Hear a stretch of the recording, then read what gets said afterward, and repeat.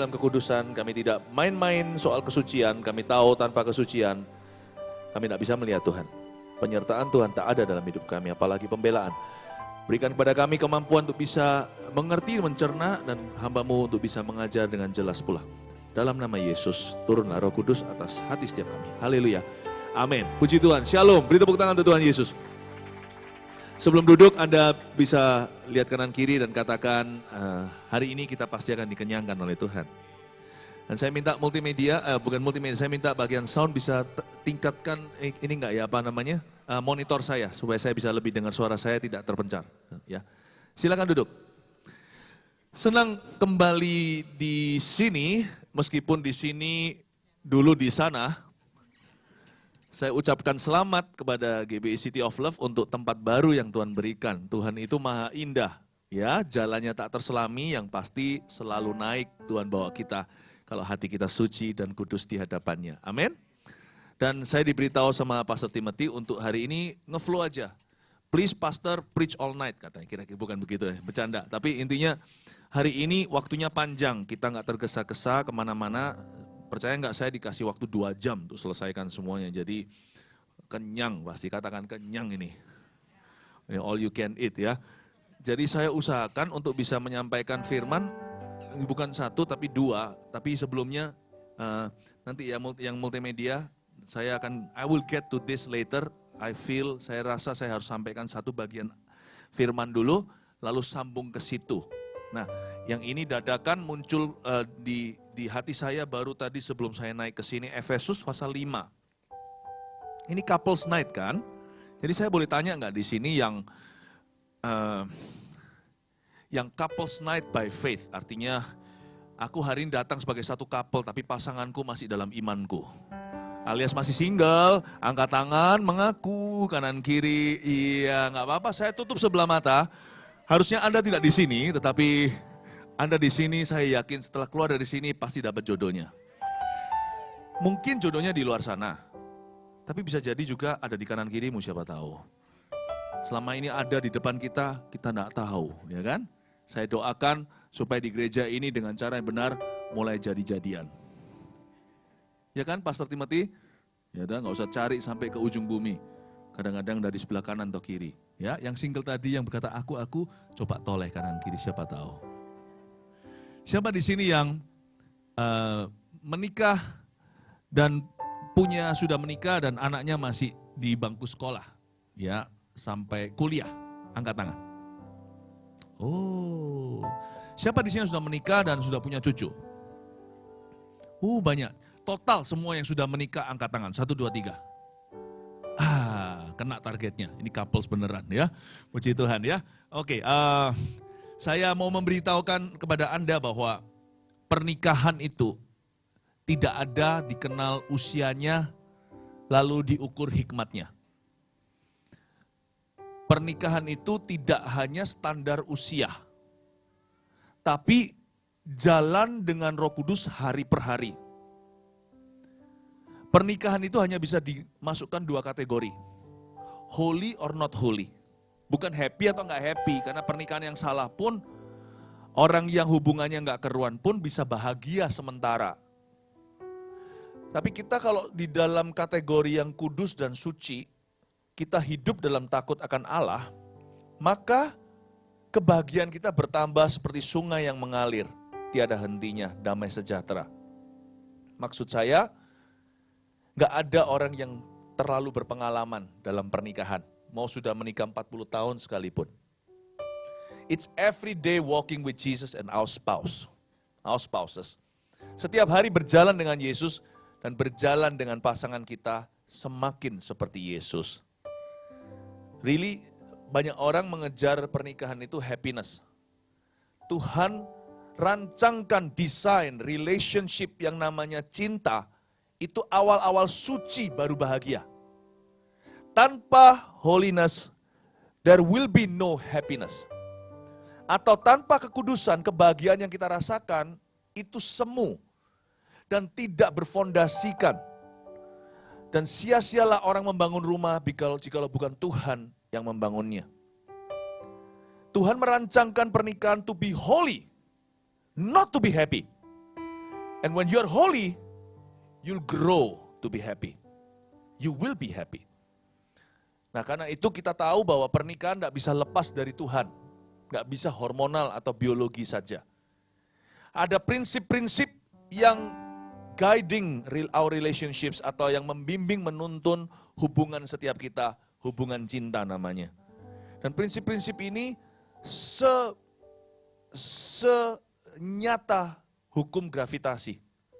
Jangan dilanggarnya, bukan karena hukum Taurat, ini sekarang zaman kasih karunia.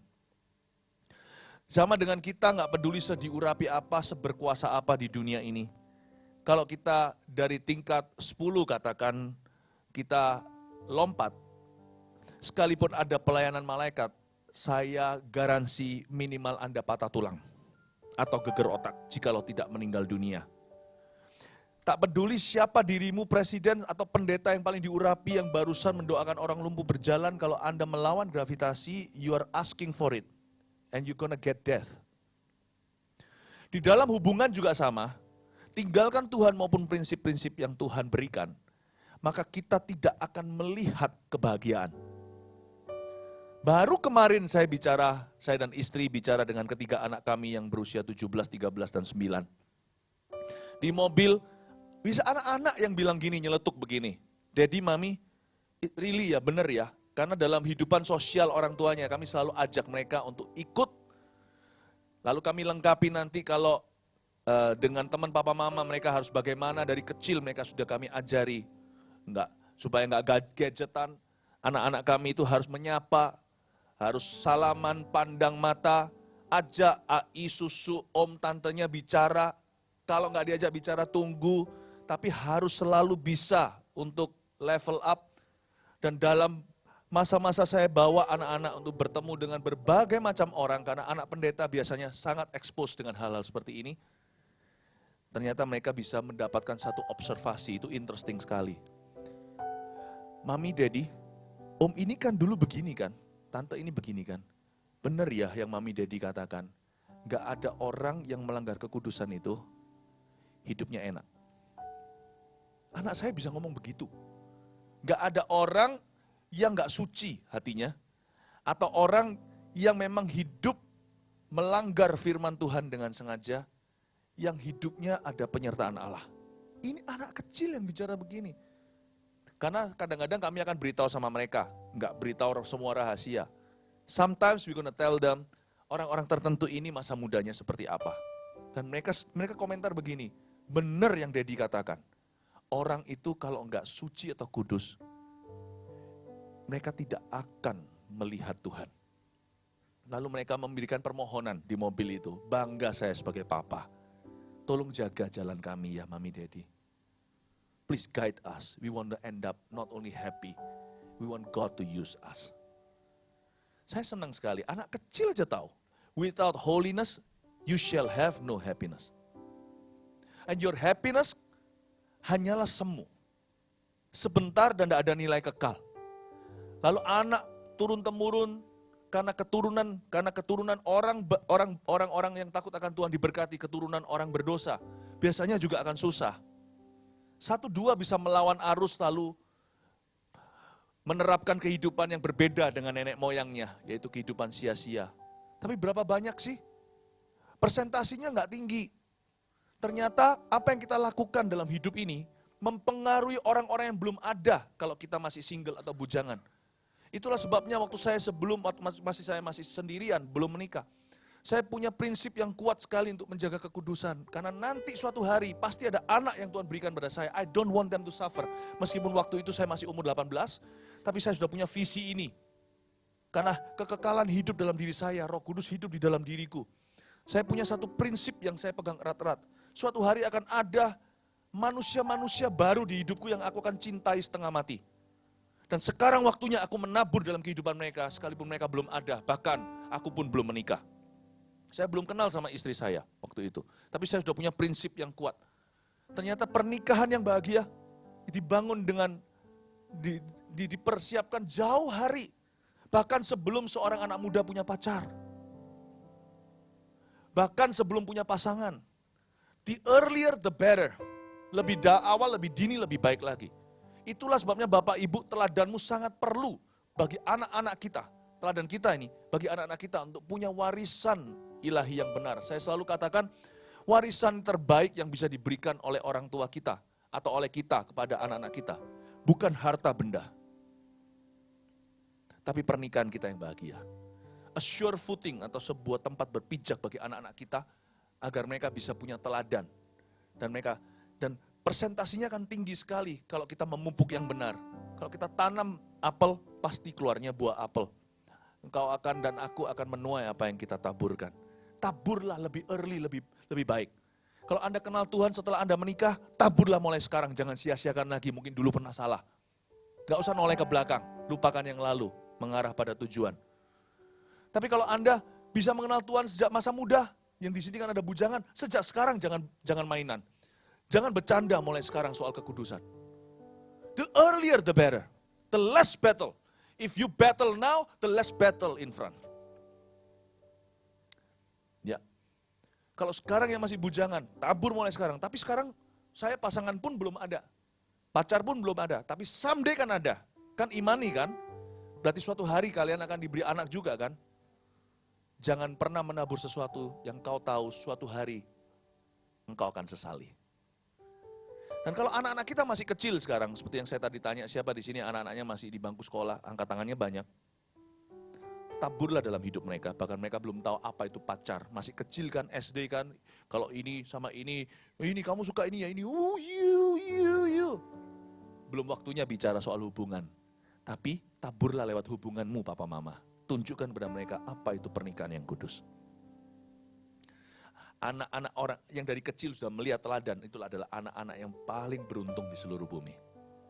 Karena dia sudah ditaburi dengan benar sejak dini.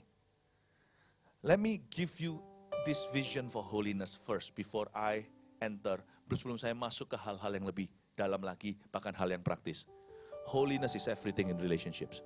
Is everything. And this is not a popular subject nowadays.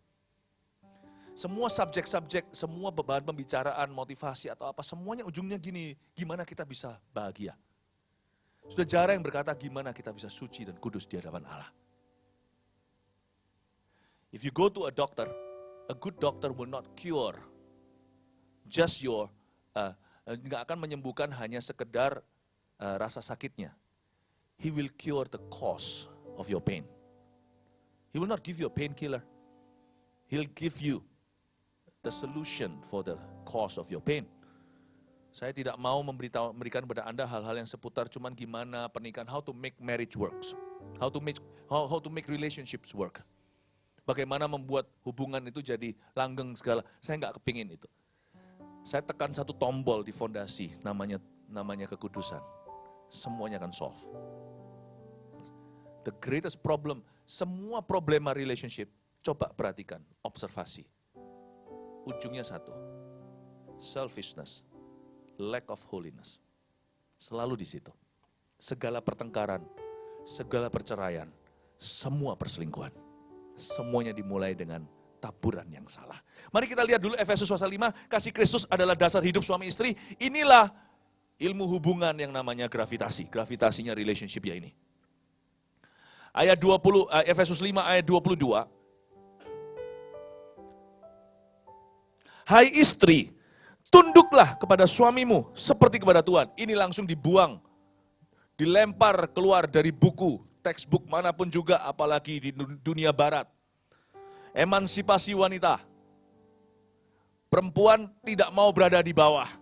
Hai istri, tunduklah kepada suamimu seperti kepada Tuhan. Siapa? Masih adakah orang-orang yang percaya cerita teori seperti ini? Tapi unik sekali. Kita baca dulu ya. Hai istri, tunduklah kepada suamimu seperti kepada Tuhan. Karena suami adalah kepala istri, sama seperti Kristus adalah kepala jemaat. Dialah yang menyelamatkan tubuh. Berhenti di situ. Istri tunduk sama suami ya, seperti kepada Tuhan. Wah, banyak perempuan pasti protes dengar ini. Kalau nggak mengerti maksud Tuhan. Suami adalah kepala istri. Sama seperti Kristus adalah kepala jemaat. Kristus dia yang menyelamatkan tubuh. Kalau kita baca ayat 22, langsung seolah-olah wanita itu lemah. Salah. Ini firman Allah. Kenapa Roh Kudus bicara sama yang cewek dulu? Pernah kepikir nggak? Harusnya ayat ini dibukanya, hai suami-suami. Kan dia kepala keluarga. Karena memang nanti ada di ayat 25, hai suami, kasihilah istri. Kenapa istri yang diadres dulu? Berarti Tuhan tahu siapa yang berpengaruh di dalam hubungan itu. Sana mau jadi kepala, ketahuilah lehernya siapa. This is amazing, what an amazing, just the order of things. Dari tatanannya aja, kronologinya. Firman Tuhan itu gak ada yang iseng semuanya. Waktu saya baca ayat 22, saya protes sebagai laki-laki. Kenapa Tuhan gak bicara ke kami dulu? Hai Adam, kok ke Hawa dulu? Kenapa setan bicara ke Hawa? Gak ke Adam. Ladies, you have to know how powerful and influential you can be in your men's lives. And kita harus tahu dulu, perempuan itu sangat berpengaruh. Siapa yang menghalangi Daud untuk berbuat dosa? Membunuh seorang yang jahat. Abigail. Andai kata Pilatus mendengarkan istrinya tidak akan melakukan dosa kekal, menyerahkan Yesus, istrinya dapat mimpi itu. Pria yang pandai, yang pintar, bukan IQ, tapi yang punya spiritual intelligence, yang single akan hati-hati pilih istri. Guys, you better marry up. Yang saya maksud marry up bukan berarti menikah ke atas, itu bukan berarti kita cari cewek yang kaya. Malu-maluin aja laki-laki bicara begitu. Atau kita cari yang gimana, bukan. Tapi dengan menikah, pilihan siapa yang kau nikahi akan membuatmu turun atau mengupgrade dirimu. Pilihlah selalu seorang wanita yang bukan hanya bisa pengaruh baik bagimu, tapi pengaruh baik buat anak-anakmu kelak bersama dengan dia. Jangan perempuan yang hanya cantik doang, tapi inner beauty juga perlu. Saya nggak berkata yang penting pokoknya dia cantik di dalam. Enggak. Dua-dua meskipun cantik itu relatif bagi setiap orang. Di India semakin gede semakin cantik. Mungkin kalau di Korea semakin ramping semakin cantik. Lain-lain kan taste-nya. Tapi maksud saya adalah you must have chemistry, alright. Gak bisa dipaksakan oleh papa mama, lu jadian sama ini, yang penting pokoknya hatinya. Lalu iya aja berkata I do atau saya bersedia, lalu seumur hidup miserable.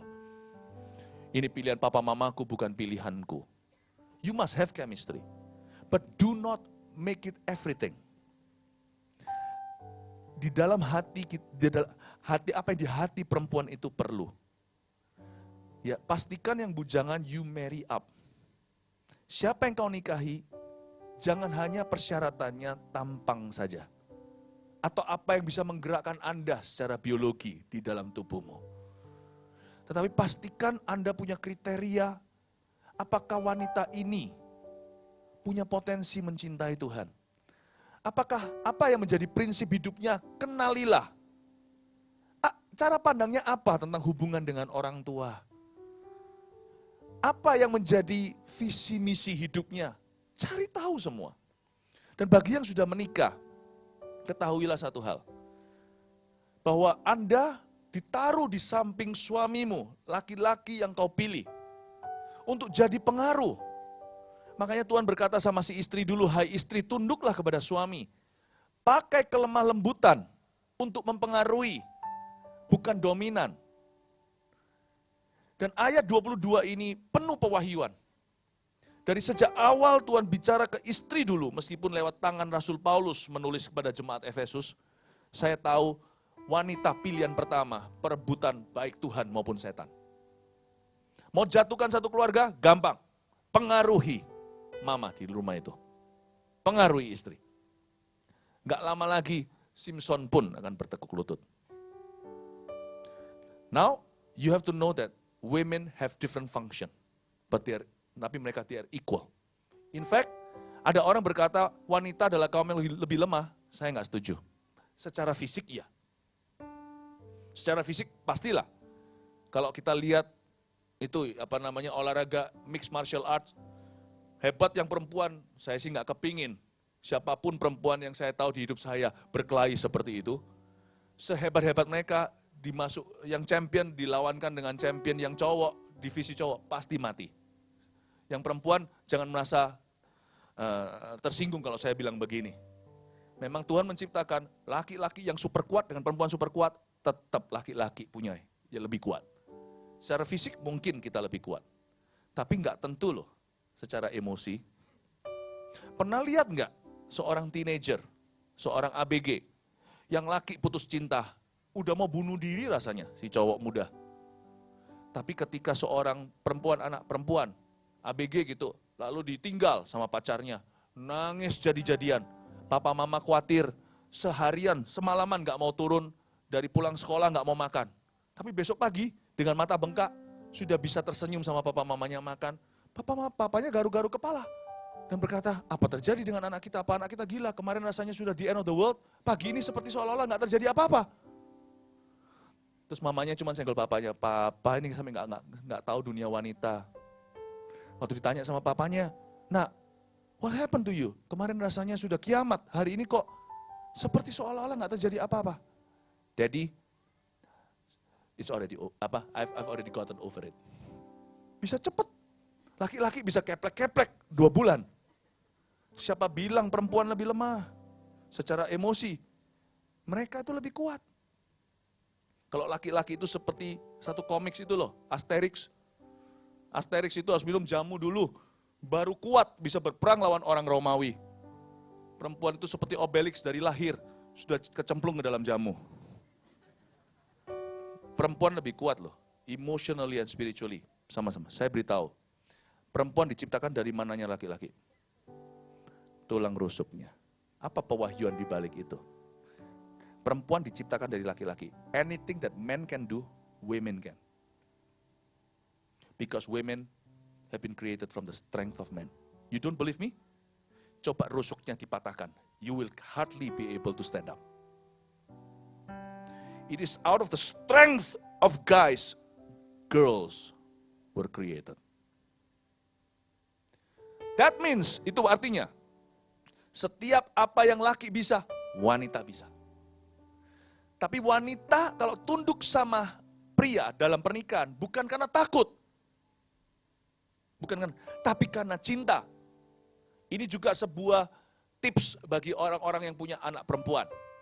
Sekolahkan, jangan karena cewek, kadang-kadang kita pikirannya yang totok, katakan, biarinlah, nanti toh juga ciah, nanti kan juga menikah sama orang. No.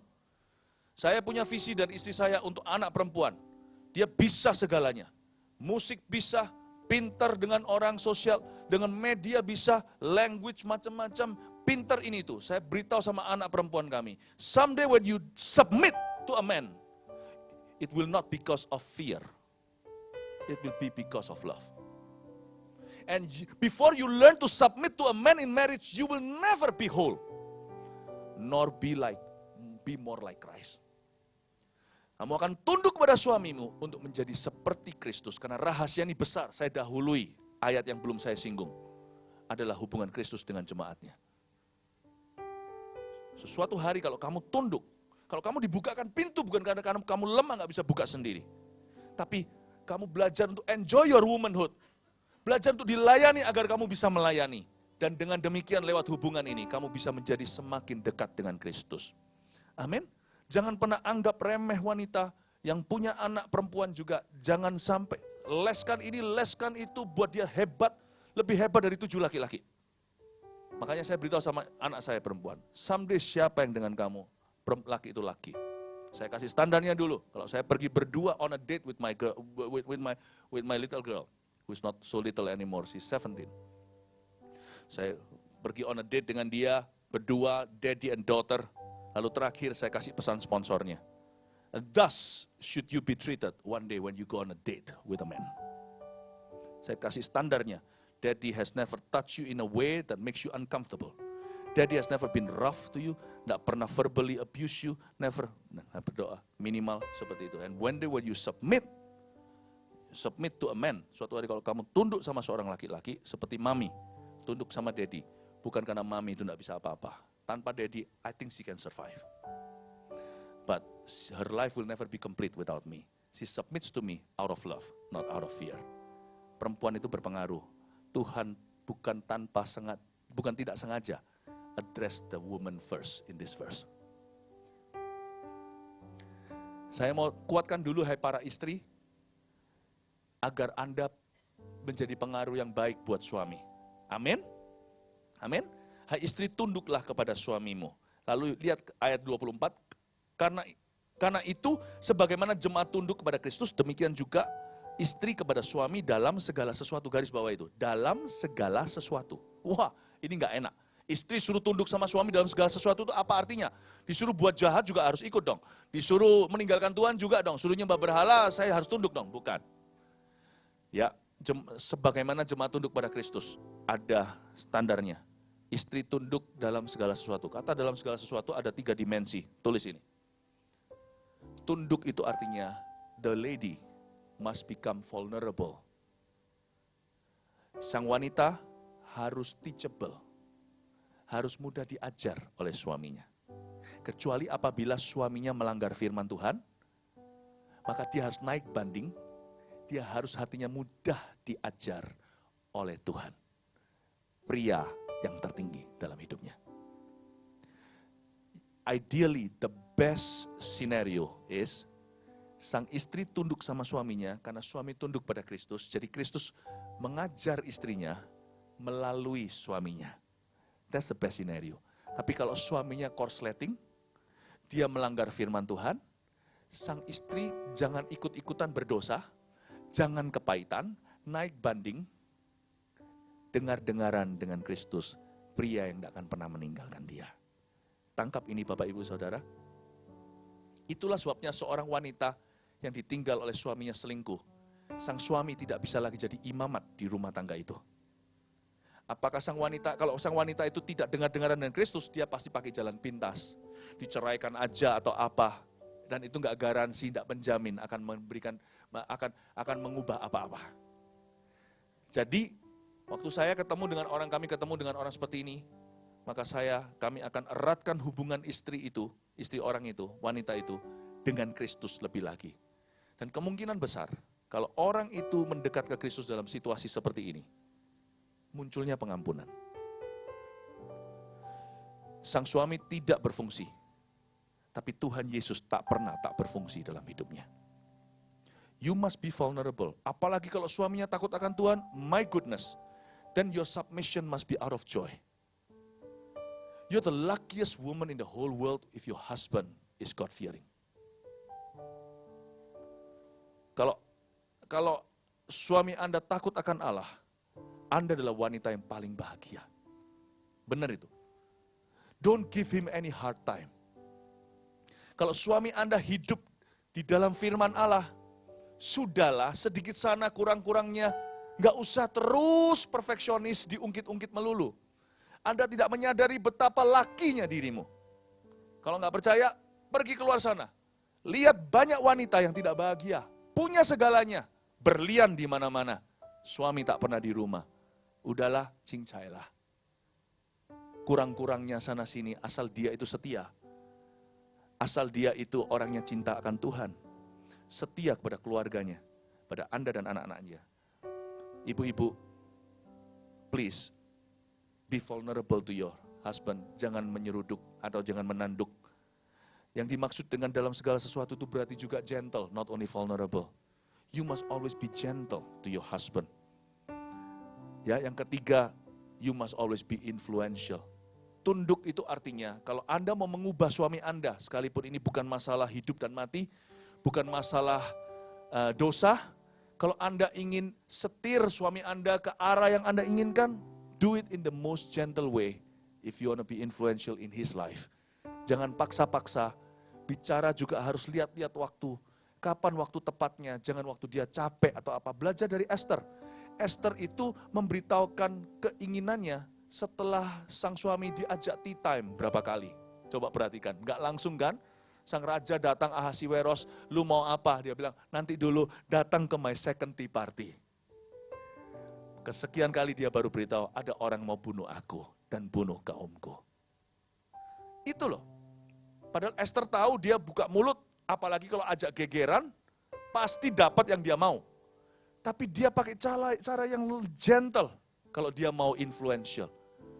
Dia tunggu berapa kali ketemu, baru beritahu. Dia memperhatikan waktu yang tepat, yang jadi berkat buat suaminya, bukan memanipulasi dia. Dia lihat apakah suaminya dalam keadaan emotionally drained atau capek atau tidak. Sang istri menjadikan hati suami ministry utamanya. Wanita harus jadikan seperti itu. Kalau Anda perhatikan Amsal 31 dikatakan gini, dan hati suaminya percaya kepadanya. Wanita Amsal 31 itu wanita sempurna, nggak ada orang yang seperti itu. Setiap perempuan juga harus menjadikan itu arah hidupnya, kewanitaannya. Laki-laki menjadi seperti Kristus. Lihat Kristus, kita nggak ada satupun yang mirip seperti Kristus. Kita harus jadikan Kristus sebagai arah hidup kita, arah manhood kita. Tapi kalau Anda perhatikan di sana, jelas-jelas standarnya. Amsal 31 berkata, hati suaminya percaya kepadanya. Married women, wanita yang sudah menikah, perhatikan ini. Apapun pelayananmu di gereja, apapun profesi dan bisnismu. Anda mungkin adalah seorang businesswoman, Anda mungkin seorang CEO, Anda mungkin seorang orang profesional, Anda mungkin di gereja adalah seorang pendoa syafaat, atau seorang diaken, atau Anda seorang usher, atau apapun juga, your greatest ministry, dan ladang pelayananmu yang terbesar dan tertinggi adalah hati suamimu. Please handle it with care. Please handle it with care. Just because you're very powerful and influential. Dear Obelix. Ya, kalau Obelix itu yang tahu komik itu bukan size tubuh loh ya, Obelix. Maksud saya orang yang sudah dikaruniai Tuhan sejak lahir, emotional and spiritual strength. Anda belajar mengerti suami Anda dan hati-hati dengan hatinya. Sebagai wanita yang dipanggil taruh di sisinya, harap selalu pakai kacamata, melihat hati suamimu. Ada kata fragile. You are your husband's greatest emotional guard. Kalau ada bodyguard, ini emotional guard. Karena itu seorang istri yang selalu meroller coaster hati suaminya adalah seorang yang gagal di mata Allah, sesukses apapun Anda di dunia kerja. Lebih besar tanggung jawab Anda kepada suami Anda daripada kepada anak Anda. Kebanyakan wanita meninggalkan suaminya demi anaknya. And that is the wrong priority. Anak mungkin tenanglah, anak nggak usah di overprotective gitu, nggak mati nggak. Sedikit kuman nggak apa-apa kok, nggak meninggal dunia. Tapi kalau Anda karena anak meninggalkan suami, suatu hari Anda akan mengutuki hidup mereka karena pernikahan Anda dalam bahaya. Your greatest commitment after Christ, dear married ladies, is to your husband. Is your greatest ministry field, ladang pelayananmu terbesar, is your husband's heart. If you don't know this, sekalipun Anda sudah menikah 20 tahun, 30 tahun, bahkan lebih, then you're missing God's plan in your marriage. Ini yang disebut dalam segala sesuatu. Jadikan hati suamimu segala sesuatu bagimu. Be vulnerable dulu. Then be gentle while you are being influential. Amin Bapak Ibu Saudara. Semoga ini bisa praktis memberikan kepada kita wawasan. Bahwa tanggung jawab seorang wanita terbesar bagi yang sudah menikah. Bukan karirnya. Hati suaminya. Sehingga hati suaminya itu tidak berpikir dua kali. No second thought. With you around, saya pernah sekali ketemu sama satu orang, kasihan tuh suami setiap kali ketemu saya, ini kan pendeta, jadi biasa digituin. Jadi datang suami istri, ini loh Pak, suami saya ini loh Pak, gak rohani. Gak mau doa nih loh Pak, suaminya. Cuman gitu aja di depan saya. Mau ngomong apa? Kita sama-sama laki-laki, tatapan kita saling berkata, padahal ada satu telepati di antara kami. Dia geleng-geleng, sorry ya istriku, saya malu nih. Dalam hati saya pandang dia, iya Pak, saya nggak mau pojokkan dia lebih lagi, karena saya tahu sesama Adam jangan saling mendahului. Saya tahu rasanya, saya nggak pernah digituin sih sama istri saya, tapi saya bisa bayangkan rasanya seperti apa digituin. Dalam hati saya seperti saya bilang sama Bapak itu, Pak kasihan deh lu Pak, tapi aku ngerti Pak, sudah saya nggak akan menambah kepedihan hatimu, saya nggak akan tanya macam-macam. Saya biasanya bela yang laki-laki, loh Ibu ya nanti Bapak ini akan bertumbuh sendiri dengan caranya. Udah, saya cover kalau bisa. Iya Pak, ini loh Pak, suruh ke gereja gitu loh Pak. Ini selalu gini. Oh iya. Ada sekali berdiri sang wanita, lalu kesaksian. Dan seluruh kesaksian separuhnya jelekkan suaminya. Suaminya nggak mati di sebelahnya. Suaminya cuma tunduk. Maybe you're spiritual alright, dear lady, perempuan wanita itu. But you are a total failure in my eyes. You're a total failure. Not to mention in God's eyes, a total failure. Kalau memang iya Anda perlu bantuan, tidak dengan cara demikian. Pakai cara yang paling bangsawan dong. Anda berpengaruh memang. Kelihatan wanita itu berpengaruh. Si suami gak berani berdiri lalu tampar dia kok. Takut kok suaminya sama dia. Tapi you're not gentle. You're not vulnerable to him. You're intimidating to him. Don't do that. Bagaimana pernikahan bisa bahagia kalau prinsip kekudusan hubungan ini dilanggar? Atau tatanannya dibolak-balikan? Makanya ada keluarga yang will never be happy, mau ditumpangi tangan berapa, gimana pun. Kecuali terjadi perubahan behavior di dalamnya. How can your man be a man? How can he man up if you keep on circumcising him in public? Sorry nih, ngomongnya gimana nih bahasanya, ini susah nih. Tolong mengerti ya. Bagaimana dia bisa menjadi pejantan, memberimu rasa aman kalau Anda sunat dia di depan umum berkali-kali dan setiap kali. You cannot do that. Karena itu istri harus tunduk pada suami dalam segala sesuatu. Jangan diubah tatanan itu. Ini bukan berarti disuruh apa harus mau. Enggak loh ya. Seorang wanita bisa berdiri dan berkata, papa aku enggak setuju. Tapi dia harus lakukan, bukan hanya, jangan sampai the end justify the means. Jangan sampai akhir sesuatu menghalalkan segala cara. Perhatikan caramu mempengaruhi suamimu. Perhatikan karena bagi Tuhan itu ministry. It spells M-I-N-I-S-T-R-Y. Itu dieja di mata Tuhan sama dengan pelayanan. Karena pelayanan yang Tuhan embankan kepada his daughters atau putri-putrinya yang sudah menikah adalah hati suaminya. Tuhan serahkan hati putra yang dia panggil sebagai suami, putranya Tuhan itu, yang belum sempurna itu, ke tanganmu untuk kau pengaruhi.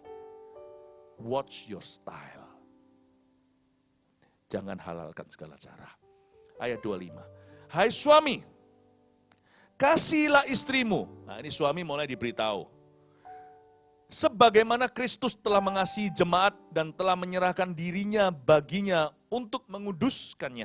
Sesudah ia menyucikannya dengan memandikannya dengan air dan firman. Supaya dengan demikian ia menempatkan jemaat di hadapan dirinya dengan cemerlang tanpa cacat atau kerut atau yang serupa itu, tetapi supaya jemaat kudus dan tidak bercela. Ayat 25, di sini ada perintah agar suami mengasihi istri sebagaimana Kristus mengasihi jemaat dan telah menyerahkan dirinya baginya. Belajar dari Tuhan Yesus, kita suami diberi mandat sama Tuhan untuk tidak menuntut istri kita apa yang kita tidak terlebih dahulu berikan kepada dia. Itu disitulah maknanya sebagaimana Kristus. Our leadership, kepemimpinan kita, itu berkaca dengan Tuhan. Tuhan itu untuk menjadi kepala jemaat, dia basuh kaki murid-muridnya. Pria macho man yang salah, bunyinya demikian. Karena seringkali kan ayat ini di-abuse atau dileceh salah gunakan. Laki-laki sering pakai ayat ini untuk membenarkan diri. Lihat itu, pastormu aja bilang kamu harus tunduk sama aku dalam segala sesuatu. Hai laki-laki, jangan lupa, sebelum kata tunduk ada kasihi dulu istrimu. Kasihi dulu istrimu. Jadi jangan pernah, do not demand from your wife what you have not given to her. Do not demand her trust if you show yourself not trustworthy.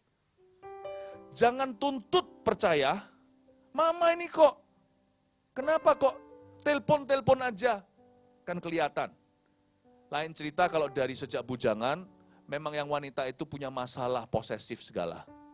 Tapi kebanyakan orang setelah menikah jadi posesif karena khawatir, karena memang sang wanita punya alasan atau landasan. Laki-laki itu tidak pernah transparan. Apa-apa seperti sembunyi-sembunyi. Lalu ada teman tapi mesra, apalagi ada trauma. You cannot demand your wife to trust you wholly before you prove yourself wholly trustworthy. Do not demand from your wife what you are not giving to her. Jangan tuntut istri Anda untuk mengerti kalau Anda tidak pernah cerita. Laki-laki yang bungkam 1000 kata. Tapi kalau sama temannya banyak bicara. Pria harus menjalankan kepemimpinan teladan. Kasih istrimu sebagaimana Kristus mengasihi jemaatnya. Berkaca lihat gimana Kristus terhadap jemaat, kita terhadap istri. Amin. Istri saya, ya dia nggak pernah cerita tapi saya tahu, dia percaya sama saya. Sangat-sangat percaya. Karena I lead a very transparent life.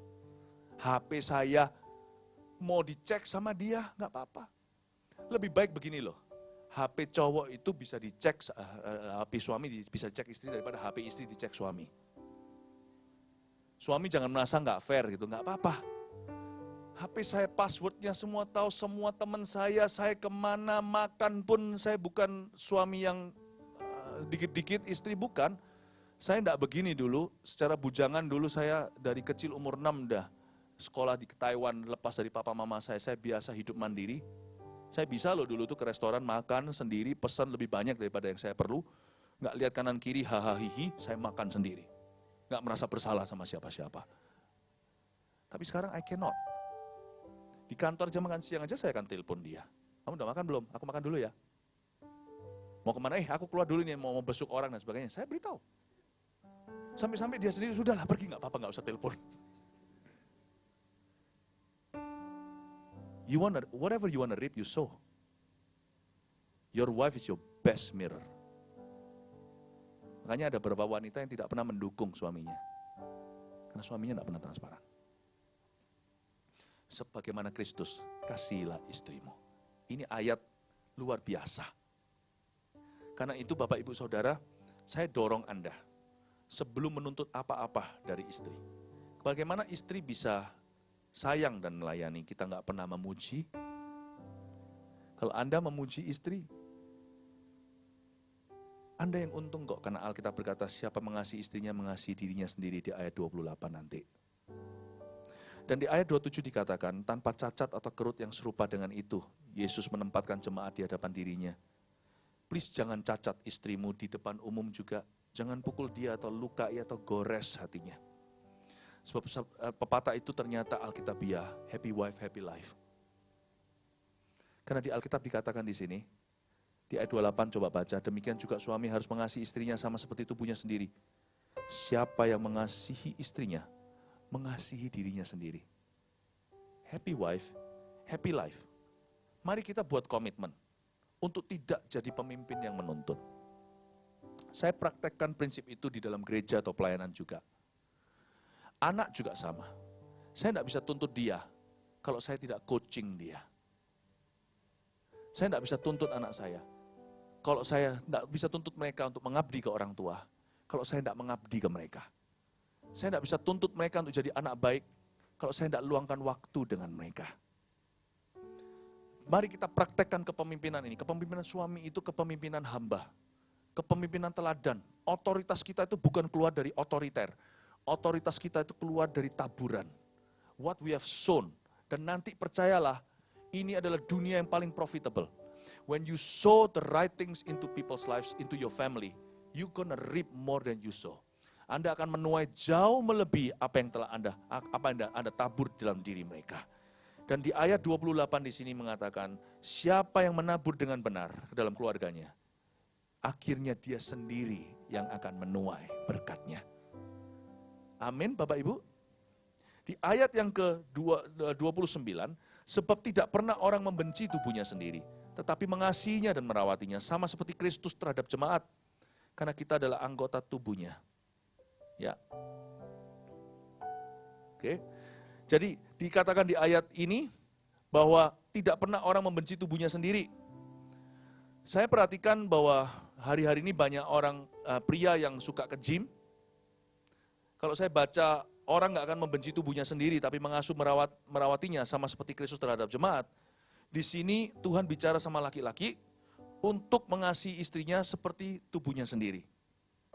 Kadang-kadang kalau saya lihat orang-orang tertentu yang olahraganya agak berlebihan, dia mau terserahlah apa, binaraga atau apa, tapi andai kata dia put the same effort, usaha yang sama dalam marriage-nya, tentunya teman saya itu satu nggak akan cerai hari ini. Tubuhnya bugar, pernikahannya layu, nggak apa-apa binaraga, asal imbang hidupnya. Nggak apa-apa olahraganya keterlaluan, asal dia bagi waktu. Saya melihat contoh-contoh seperti itu. Orang yang nge-gym itu rajin banget. Tiap hari, kadang-kadang saya sendiri kalau nge-gym 1 minggu sama istri saya latihan gitu ya, olahraga 1 kali, 2 kali gitu, saya lihat selalu ada om itu. Kalau saya ganti hari, masih ada om itu. Hari apapun, om itu ada di sana. Saya pikir-pikir kadang-kadang, andai kata dia put the same effort into his marriage. Dia anggap pernikahannya itu seperti tubuhnya. Dia mau jadikan itu tip top. Mau jadikan pernikahannya itu maksimal. Nggak hanya eksis aja. Karena dia nggak puas kok sama badannya, cuma eksis. Dia mau six pack juga. Andai kata dia mau betul-betul usaha demikian rupa dan bayar harga untuk pernikahannya. Tentunya ada orang-orang tertentu pernikahannya hari ini nggak akan seperti ini. Alkitab ini mengajarkan seperti ini. Tuhan tuh tahu bahasa laki-laki. Laki-laki itu Tuhan mengerti. Laki-laki itu taruh pride-nya di hal-hal lain. Kalau wanita itu diciptakan dari rusuk, laki-laki itu diciptakan dengan hampa rusuk. Maksud saya, paham? Karena itu tidak heran laki-laki menaruh kebanggaannya di mana? Di jam tangan yang dia pakai. Dia mau menemukan untuk mengisi rusuknya yang hilang. Dia banggakan di antara teman. Gak mungkin lah laki sama laki bicara tentang keluarganya. Pasti pekerjaannya. Perempuan sama perempuan kalau bicara tentang apa? Keluarganya. Ini enggak, tentu ada perkecualian. Tapi coba bayangkan, pria itu pria adalah makhluk penasaran yang mencari apa yang bisa mengisi hampa rusuknya. Mobil yang dia kendarai. Piala apa? Perusahaannya, towernya, apa yang dia capai. Bapak, Ibu, Saudara, semua itu baik dan perlu. Tapi Tuhan ingatkan kepada kita, yang pertama-tama membuat rusukmu hampa adalah wanita. Isinya juga wanita. Bukan wanita lain, istrimu maksudnya. Make your family your greatest joy and fulfillment. Not your car, not your watch, not your tower. Menjadi family man adalah bagian daripada fulfilling manhood. Amin, Bapak Ibu Saudara. Saya menulis diary hingga hari ini. Boleh mencontoh, boleh enggak apa-apa. Saya adalah orang sibuk. Kalau ada orang yang sibuk, saya lebih sibuk.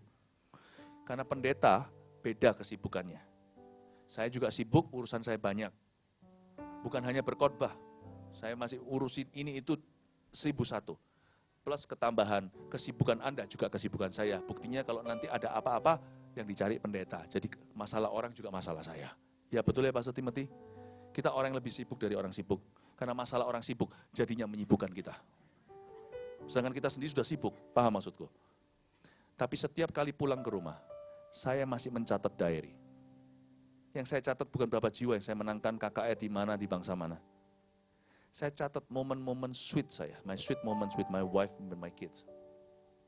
Tahun lalu 365 hari, keluar angka 167, hampir 45% ada special moments. Hampir 2 hari sekali, saya punya special moments with my kids. Di mana, jam berapa, saya di mobil, atau di rumah, atau di restoran, atau di gereja di mana, bicara apa sama anak saya A, bicara apa sama anak saya B, tercatat semua. Saya tinggal buka di diary saya ingat semuanya. I make it my yearly fulfillment. Setiap saya tutup buku di bulan Desember, sebelum ke Januari, cara saya measure my success, bukan berapa jiwa yang saya menangkan, berapa buku. Saya baru, tidak lama lalu, baru launching album, langsung boom, puluhan ribu terjual dalam 1 hari. Saya tidak masukkan, saya lupa, kecuali kemarin diingatkan oleh publishing house kami. Buku, apa, saya tidak ingat semuanya. Every year sebelum saya tutup dan saya berdoa untuk tahun yang baru, saya uji apakah saya sukses tahun ini by how much I have loved my family. Maybe to some men it doesn't sound man enough, but that's what manhood is, redeemed manhood is. Hampa kosong ini bukan diisi dengan mobil pencapaian, diisi dengan family. Kalau wanita kan beda, wanita kan gak cari pengakuan biasanya. Wanita cari penerimaan. Dia mau cari kembali dari rusuk mana dia berasal, minta dipeluk di situ. Wanita itu cari penerimaan, bukan pengakuan. Gak percaya? Kalau wanita gak bahagia, kalau setan masuk dalam hubungan itu, dia bisa jadi sama orang yang ketika didengarkan sama masyarakat, hah? Kok mau sama itu? Kita yang dari luar melihat, emang lihat apanya? Memang gak lihat apa-apanya, tapi itu bisa terima dia. Please understand our nature well. Men seek acknowledgement. Because they are missing something. Women seek acceptance. Betapa indahnya kalau ini dibalik. Laki-laki memberikan penerimaan. Dan perempuan memberikan pengakuan. Nggak akan ada perselingkuhan. Karena suami mendapat pengakuan dari istri. Si istri dapat penerimaan dari suami. Makanya kalau saya lompat, sekarang lihat ayat yang ke-20, ayat 33. Jadi mengerti mengapa Tuhan kasih perintah melawan nature kita. Ayat 33, saya baca, bagaimanapun juga, bagi kamu masing-masing berlaku, are you ready? Kasihilah istrimu. Seperti dirimu sendiri dan istri hendaklah menghormati suaminya. Ini kalau saya jadi Tuhan, tahu tatanan ciptaan, saya nggak akan perintahkan begini. Saya akan perintahkan sesuai nature-nya. Sesuai alaminya. Hai suami, laki kok suruh kasih itu loh. Perempuan itu memang sudah makhluk kasih. Lihat dari kecil sama boneka udah begini. Laki kasih boneka diinjek-injek, di smackdown. Kok laki yang disuruh ngasih? Dia itu nature-nya smackdown. Saya masih ingat saya punya cousin dulu. Toynya dikasih ke kami. Dia ke WC atau apa itu doll itu apa namanya nggak tahu apa namanya itu dulu boneka yang terkenal gitu ya, ada serinya apa segalanya, keluar udah rambutnya tinggal setengah. Kami cowok buat pentung-pentungan. Dia keluar, matilah dia. Salah taruh di tangannya laki-laki yang bukan loving creature. Kami warring creature. Hukum rimba berlaku dari kecil. Gak percaya tanya si Blackie. Setiap corner dikencingin, ini teritori gua. Ini teritori gua. Ini teritori gua. Lucu sekali. Pernah sekali anjing kami namanya Oreo yang laki-laki itu, sandal kami pun dikencingin karena ada anjing yang lainnya di situ. Ini majikan gua. Sepatu mahal-mahal dikencingin. Habislah sudah. Laki itu nature-nya not loving. Why God ask us to love? Pernah kepikir nggak? Perempuan itu loving. Tuhan tidak berkata, kasihilah suamimu. Hormati dia. God is wise. You want to be happy in your family? You want to be one of a kind? Then go against the flow in your own body. Saya nggak loving sama sekali. Saya orang paling cuek. Papa mama saya paling tahu. Hari ini, who I am now is totally the opposite of who I was. And I'm not sorry. My family is happy. It's a little price to pay. If you love something so much, really, the price you pay is really no price at all. Ada orang berkata, wah, teman seorang laki berkata sama saya ini banyak berkorban meluangkan waktu dengan keluarga. Saya bilang, sedemikian rupanya kah keluargamu itu beban sehingga kau keberatan untuk meluangkan waktu sedikit aja digembar-gemborkan bertambah besar harga yang kau bayar. To me, spending time with my family is joy, it's never even a price to pay. Anda dan saya mau bahagia, lawan arus. Itulah definisi primitif kudus. Kudus itu lawan arus. Lewat ATM kita lagi kelaparan, gak punya duit, rasanya mau gua rampok aja. Malah tuh justru lawan arus, aku harus memberi kepada mereka yang lebih parah dari saya. Give, it will come back to you. God's kingdom is about menyalipkan daging. Arti primitif kudus, lawan arus. Masa Tuhan nggak tahu nature laki-laki itu seperti apa? Men are not loving, and yet God commands us to love. Love thy wife. Come on Lord, you're asking too much. Then you'll be like me. Then your sinful man will die in you. Oke Tuhan. Ini cure-nya selingkuh di ibu kota juga.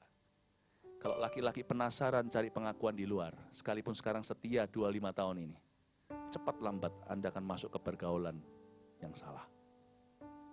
Dimulai dari satu keputusan di dalam hati. I'm not gonna seek what the world seeks. I have found all that I've been seeking from the Lord. It's right before me, my wife and children. Apa yang ku cari ini sampai ke ujung bumi, padahal ujungnya hanya orang-orang yang tidak ada di ujung dunia, persis ada di depan saya. Be happy dengan itu. Kasihlah istrimu, dan istri tunduklah, hendaklah menghormati suaminya. Amin. Terakhir dengan ini lalu kita break sebentar, bukan break sebentar, maksudnya habis ini saya lanjutkan satu hal simple, lalu kita selesai. Lihat ayat yang ke-31. Sebab itu laki-laki akan meninggalkan ayahnya dan ibunya dan bersatu dengan istrinya, sehingga keduanya itu menjadi satu daging. Rahasia ini besar, tetapi yang aku maksudkan ialah hubungan Kristus dan jemaat. Tadi saya bahas dulu ayat 33, lompat. Ayat 31 di sini menunjukkan bahwa pernikahan itu adalah institusi Tuhan. Dua orang dari mama papa yang berbeda, hanya sekali aja pernikahan itu nggak ada besanan. Itu waktu Adam dan Hawa. Tuhan juga orang tua, Tuhan juga besannya. Sisanya setelah itu, mereka berdua tidak diciptakan dari satu lumbung. Bahkan tidak diciptakan dari satu kandung. Adam dan Hawa masih share much things in common. Karena mereka satu-satunya dan diciptakan sama-sama dari debu dan tanah. Kita semua dari kandungan mama yang berbeda. Dibesarkan dengan budaya yang tak sama. Lalu ini adalah tuntutan yang terlalu. Keduanya itu harus jadi satu. Susah ya? Satu, bukan cuma laki itu beda sama wanita. Dua insan ini dari ketemu sudah dewasa. Sudah ada dipupuk dengan budaya yang bertolak belakang, mungkin beda sama sekali. Pengalamannya, papa mama, value-nya berbeda, lalu Tuhan tuntut jadi satu. Makanya itu ayat 33 saya ngerti. Marriage or family will not work if each one, husband and wife, don't go against the flow. Nggak akan bisa. Dan dari sini, saya juga mendapat satu hikmat sederhana. Waktu saya baca keduanya itu menjadi satu, saya jadi ingat penciptaan di kejadian.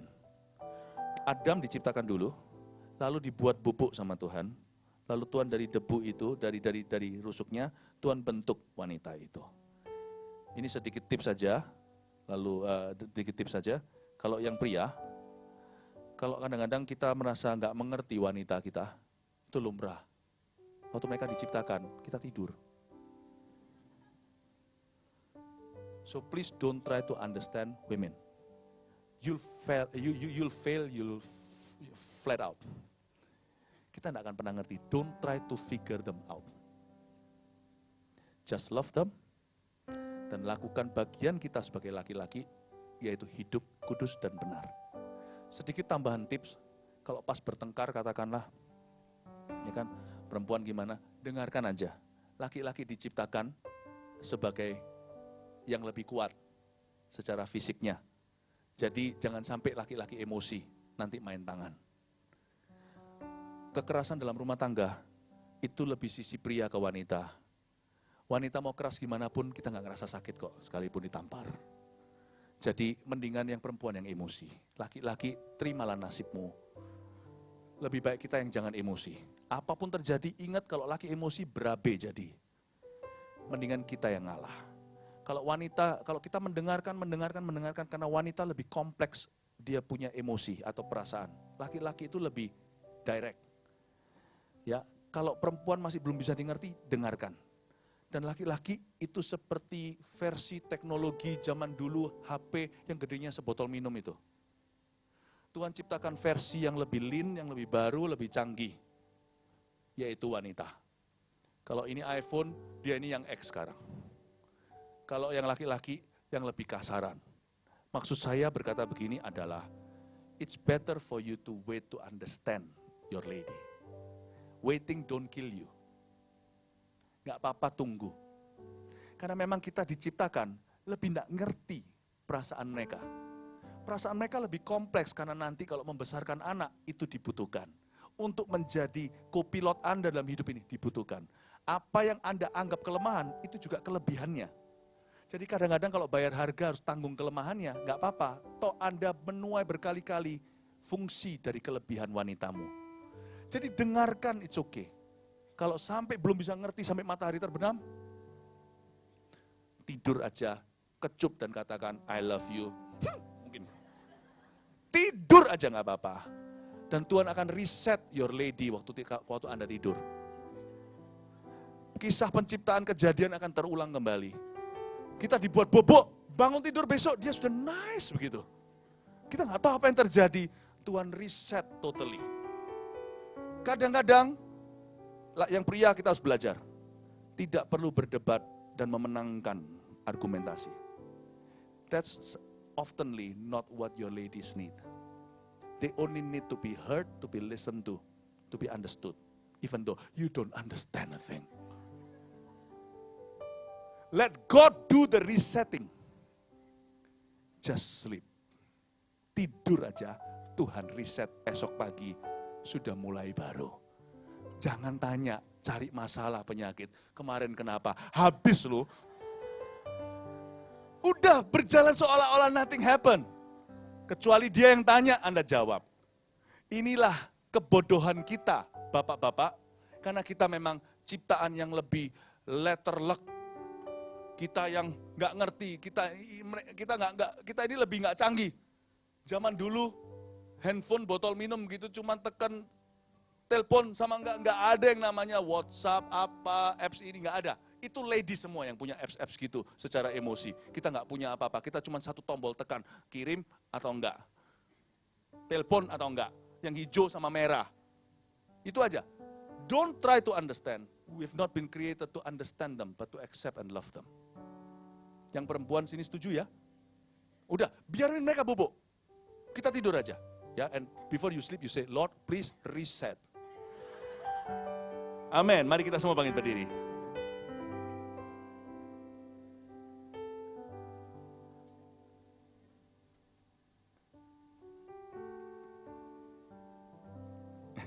Haleluya. Anda diberkati Tuhan? Ya, puji Tuhan ya. Coba begini, kita ambil 2 menit break untuk keluar dari kursi Anda, ya, dan pergi ke seseorang, lalu katakan kata-kata yang memberkati orang itu. Apalagi di sini kan gereja saling mengenal, katakan sesuatu, God bless your marriage atau apa. Keluar dari kursi Anda, sapa kalau yang bujangan, datengin ya yang sudah menikah, beritahu sama orang itu, enggak apa-apa, pasti kamu tahun ini dapat ya. Oke, silakan keluar dan fellowship.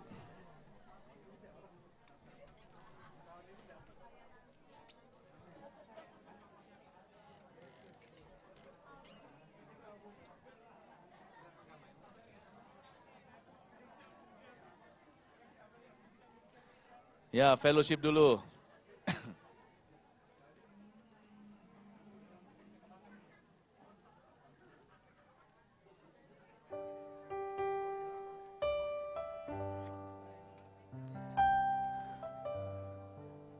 Praise the Lord. Kasih tepuk tangan untuk Tuhan Yesus.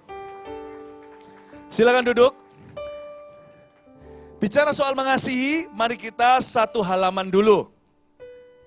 Ada pengajaran-pengajaran tentang bahasa kasih seperti jamahan, pemberian. Tapi saya nggak masuk ke itu psikologi. Saya mau masuk ke prinsip yang universal, yang berlaku bagi setiap orang. Tuhan yang menciptakan manusia, memberinya kemampuan untuk bisa mengasihi sesama. Nah, saya mau bicara kasih dari sisinya Tuhan. Dan tapi kasih yang dari Tuhan ini, seperti yang kita tadi baca di ayat 33, harus against the flow, kasih harus disengaja. Nah, saya akan ajarkan kepada Anda, kasih yang disengaja itu seperti apa. Ada 4 bahasa kasih di sini yang saya mau perkenalkan. Kasih yang disengaja itu bentuknya seperti apa. Kita baca dulu 1 Petrus 4 ayat 8. Baca bersama-sama, kita buka. Ya.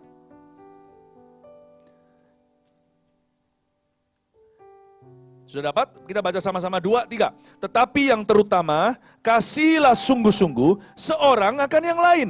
Sebab kasih menutupi banyak sekali dosa. Baca sekali lagi 1, 2, 3. Tetapi yang terutama, kasihilah sungguh-sungguh seorang akan yang lain. Sebab kasih menutupi banyak sekali dosa. Apapun bahasa cinta, jamahan pemberian, waktu apa, kasih itu tidak akan pernah kadaluarsa. Prinsipnya itu kekal. Dan kasih yang disebut di sini dimulai dengan perintah untuk mengasihi sungguh-sungguh. Kasih nggak boleh setengah-setengah, nggak boleh separuh-separuh. Kasih harus sungguh-sungguh. Kata sungguh-sungguh bukan cuma 100%. Kalau kita mengerjakan PR, anak kita kerjakan PR lalu dia main-main, kerjakan sambil nonton TV, kita matikan TV dan berkata, kalau kerja PR, kerja yang sungguh-sungguh. Itu juga termasuk sungguh-sungguh, karena kita mengerjakan 100% konsentrasi. Tapi sungguh-sungguh itu juga artinya nggak palsu alias bukan KW. Kadang-kadang kita bisa tanya, merek ini, contohnya jam tangan, itu jamnya sungguh atau palsu? Lawan kata sungguh bukan hanya setengah atau separuh, lawan kata sungguh juga apakah itu palsu? Kasih tidak boleh palsu. Tidak boleh pura-pura. Karena itu saya yakin kasih pasti jauh lebih dalam dari perasaan. Karena perasaan mudah menipu, betul nggak? One day we say I love you, besok kita udah kecantol dengan orang lain. Berarti there must be something more than just feeling. Apa yang dimaksud dengan 1 Petrus 4 ayat 8 kasih harus sungguh-sungguh? Bukan hanya konsentrasi penuh, bukan berarti tidak boleh main-main, tapi pasti yang disebut kasih lebih dari perasaan sementara. Karena perasaan kita bisa menipu. Karena itu, let me say the first language of love should be commitment ya. Bahasa pertama yang saya mau perkenalkan di sini, kasih yang disengaja itu komitmen. Komitmen. Komitmen ini melebihi perasaan. Bahkan komitmen itu akan menjaga kita ketika sekali-kali perasaan itu tidak ada. Orang menikah, cincin ini lambangnya, kita pakai untuk mengingatkan kita, whether I feel anything today or not, whether we feel anything today or not, kadang-kadang dalam pernikahan, katakan anaknya sakit kalau anaknya masih kecil, masa bisa papa mamanya merasa I'm in love with you, you're in love with me, sama-sama kita khawatir untuk anak kita yang sedang diare, atau sedang berdarah. Sometimes the feelings come and go. But commitment shows that the love is always there. Komitmen itu membuktikan bahwa kasih itu tetap terjaga. Amin Bapak Ibu Saudara. Kasih itu melebihi perasaan. Dan dia itu berjanji pada Tuhan. Banyak orang itu mudah-mudah bercerai, menceraikan. Padahal mereka lupa. Komitmen mereka itu fondasinya adalah Kristus. Ketika seseorang diberkati di gereja, ditanya sama pendeta, apakah kamu, hai Anton, mengambil Ani sebagai istri yang sah dalam suka duka hingga maut memisahkan?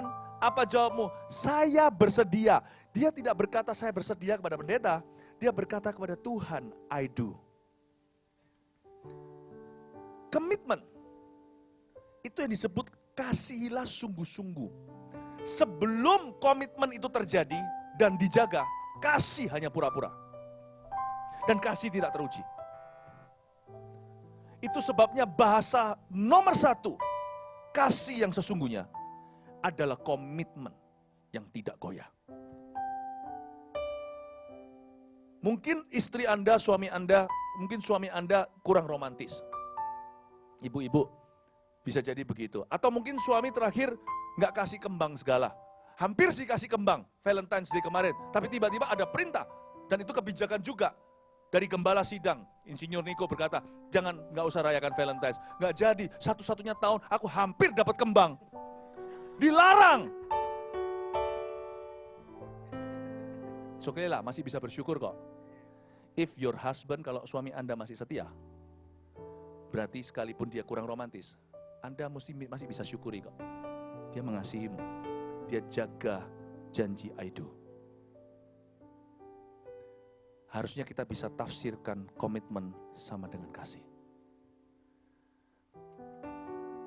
Kalau Anda, suami ini sebagai suami, kita belum sempurna. Istrinya setiap hari hanya dasteran dan roll-rollan. Right? Anda di tempat kerja kelihatan orangnya cantik-cantik. Ya nggak fair lah ya. Di tempat kerja dia bisa cantik. Coba dia ngomongin anakmu, dia juga roll-rollan. Makanya itu Tuhan bilang di Maleaki, harus setia sama istri masa muda. Bukan istri muda, istri masa muda. Istri muda kalau dilawankan sama istri masa muda ya nggak fair lah. Soalnya istri masa muda cepat tua karena dia juga berjuang dengan Anda sejak tidak punya apa-apa. Istri muda ini kalau suruh berjuang, mana mau dia? Kalaupun dia mau berjuang, sebentar lagi dia jadi istri tua.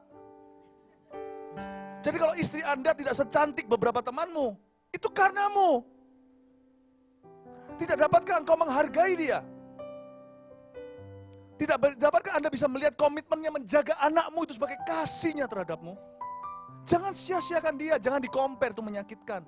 Jangan selingkuh, ya nggak fair lah ya. Jangan fling atau jangan cuman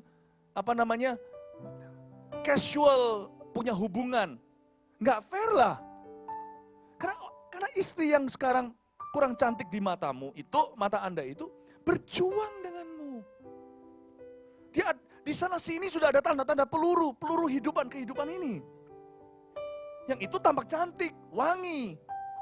Karena dia tidak pernah memperjuangkan apa-apa tentang hidupmu. Don't go to bed, jangan naik ke ranjang dengan orang itu. Kelihatannya cuma sebentar, satu malam. Tapi Anda menyalahi perjanjian ini. Ini yang berharga. Jangan cari cinta, hargai komitmen di depan Anda. Tapi meskipun saya berkata gini, ini juga teguran kasih buat istri-istri yang hanya rorolan dan daster, bolong-bolong lagi. Daster itu cuma boleh 4 bolongnya. 1, 2, itu nggak masuk tangannya. Leher, kepala kan nggak bisa tembus. Sama bawah. Kalau ada lebih dari bolong itu, beli. Meskipun suami menghargai komitmenmu, kalau Anda lihat suami Anda menghargai komitmen Anda harus, seperti yang saya katakan tadi, komitmenmu pertama kepada suamimu, bukan pada anak-anakmu. Harus berbenah diri dong. Hanya karena suamimu mengasihimu, masa kasih makanan yang gak enak? Gak apa-apa nih, tiap hari makan supermie ya. Kan aku tahu hubungan kita udah aman. Justru kalau hubungan itu aman, hargai dia. Hargai lebih, berdandan kek. Suami pulang itu, kita yang wanita sudah bertampil maksimal begitu. Pastor Philip gak tahu jadi perempuan. Udah masak, jaga anak. Ini segala suruh tampil cantik. Ya memang itulah harga yang harus dibayar. Ya, tapi yang suami jangan gini, kalau dia gak cantik, gua tinggal dia. Jangan. Timbal balik. Hubungan itu baru jalan kalau sama-sama diusahakan. Amin Bapak Ibu Saudara. Yang laki-laki saya beritahu, jangan pernah Anda cari cinta. Komitmen itu harganya melebihi cinta. Dibandingkan dengan cinta, ini kayak emas, itu kayak kuningan.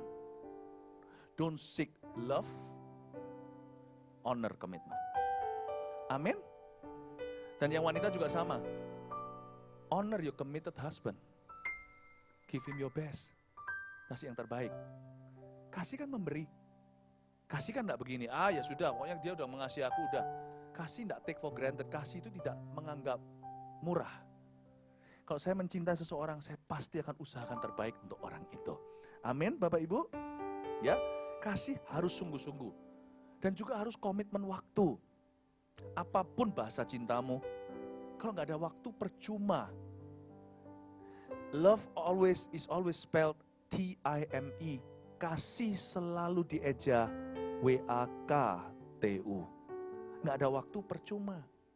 Keluarga Anda perlu merasakan bahwa Anda selalu hadir secara emosi dalam hidup mereka. Itu pertama-tama istri dulu, hai papa, dan anak-anak Anda. Keluarga akan menjadi rasa aman, dan kalau ini suami istri punya waktu kualitas selalu, maka anak-anak Anda bertumbuh besar, kemungkinan besar stabil secara emosi, secara akademis, dan juga akan menjadi orang yang stabil di masyarakat. Dan mereka perlu merasakan bahwa Anda bukan punya sekali-kali waktu bagi mereka, tapi Anda komitmen, jadikan mereka utama, dan itu membuat mereka merasa aman. Komitmen itu penting.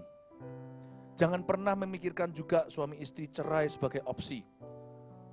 Riset membuktikan bahwa dari pernikahan laki dan perempuan, anak muda, kalau salah satu dari keluarga bercerai, salah satu dari 3 yang menikah, 1 pasti bercerai. Atau minimal tidak bahagia. Paham maksud saya? Kalau ada cowok cewek, salah satunya broken home, dia termasuk kategori 1 dari 3 yang rawan cerai atau minimal tidak bahagia.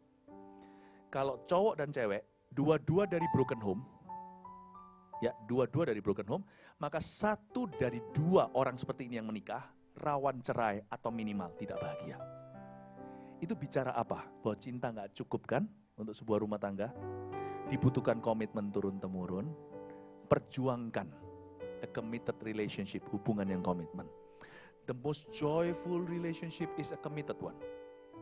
Sukacita terbesar dalam sebuah hubungan adalah hubungan yang berkomitmen, tidak goyah.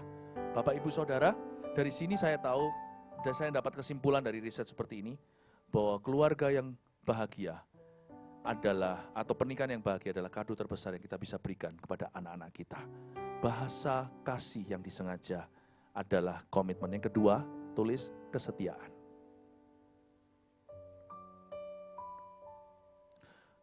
Bukan tanpa sebab Tuhan berkata, pernikahan tidak boleh diceraikan apa yang Tuhan persatukan, kecuali karena perzinahan.